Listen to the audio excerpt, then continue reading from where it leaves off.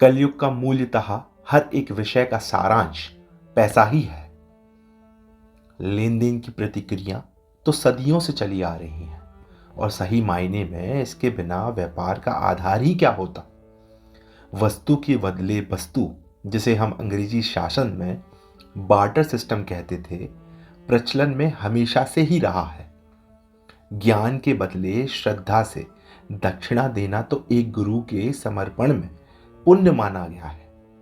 बस पुराने युगों से वर्तमान के कलयुग में एक बहुत बड़ा बदलाव जो स्थापित हुआ है वो यह है कि ये लेन देन की समझ जो व्यापारिक दृष्टिकोण तक ही सीमित थी, अब वह किसी भी सामाजिक और पारिवारिक व्यवहार की रूपरेखा की प्रमुख अंश बन चुकी है। और दुर्भाग्यवश ये धीमा जहर इस तरह मानसिकताओं को दूषित कर चुका है कि धन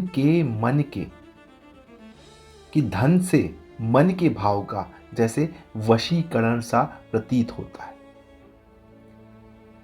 धन से मन के भाव का जैसे वशीकरण सा प्रतीत होता है। कोई भी कितना भी अपनापन सतही तल पर दिखा रहा हो, पर्दे के पीछे मानो एक पूरी नियत का सार कहीं ना कहीं इस लेन देन रूपी ध्येय से संबंधित निकलता ही है। और फिर किसी भी सारांश को लेकर अपेक्षाओं का टूटना स्वाभाविक सा हो गया है। ऐसी कूटनीति और माया की गणित की परिस्थिति में समाधान यह नहीं कि हम सारे लेन देन के प्रयोग को निष्कासित कर दें और बस एक सीमित विचारधारा को मानकर अकेले हो जाएं, पर इसका बेहतर इलाज यह है कि हम सारे विज्ञान को समझकर अपेक्षाओं को और वास्तविक रखें। किसी भी दुर्घटना से बचने के लिए हम वाहन चलाना बंद कर दें तो जीवन यापन करना कठिन होगा, वरना ये पूरी तरह मानकर और अपनाकर कि पूरी गलती दूसरे की होते हुए भी हमारी दुर्घटना हो सकती है, हम अपनी सुरक्षा के उपाय कर सकते हैं।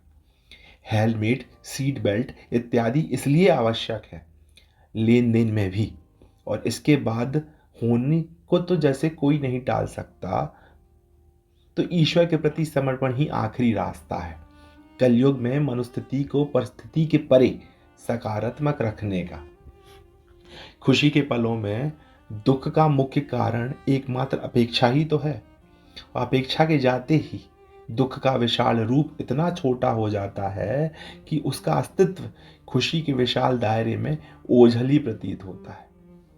स्वयं को जब आप उस स्तर पर ले जाते हैं कि हर मायने में आपको शुरू में अपेक्षाओं के टूटने से कम प्रभाव और धीरे धीरे प्रगति करते हुए किसी वस्तु, व्यक्ति और परिणाम की अपेक्षा शून्य मात्र हो जाती है और जीवन की रोजमर्रा के पुरुषार्थ में आनंद आने लगता है, काबिलियत और अनुभव फिर आपको आपकी सफलता परोसती है। काबिलियत और अनुभव फिर आपको आपकी सफलता परोसती है। और हंसी की बात यह है कि अब आपको ऐसी सफलता की भूख सिर्फ पेट भरने मात्र बची है, ना कि मन भरने जैसी। और फिर भी अपने हर ऐश्वर्य का आनंद बिल्कुल वैसे लेते हो जैसे आपसे प्रभु भी ऐसी कोई लीला की अपेक्षा करते हैं। और इस लेन देन के कलयुग में आप रिश्ते तोड़ते नहीं, पर टूट जाने पर विवश भी नहीं होते। आप जबरदस्ती ना तो किसी के पास आते हो, ना ही किसी के दूर भागते हो। फिर मानो आप प्रकृति अनुसार एक झरने की तरह बहते हो जो एक दिन समुद्र बन ही जाना है। आप कम नहीं महसूस करते क्योंकि आपकी कम और ज्यादा की परिभाषा का केंद्र ही विलुप्त हो जाता है। और इसके बाद ही भी आप हर दिन पुरुषार्थ करते हो क्योंकि अब आपको इसमें आनंद आता है।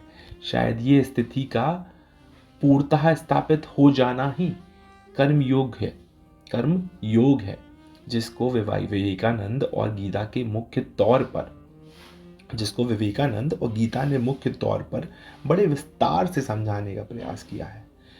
मैं ईश्वर का बस धन्यवाद करना चाहूँगा कि मेरी कलम से, मेरी वाणी से मुझको माध्यम बनाकर वो खुद रोज कुछ कहलवाते हैं और सुनते शायद वही हैं जिनको वो सुनाना चाहते हैं।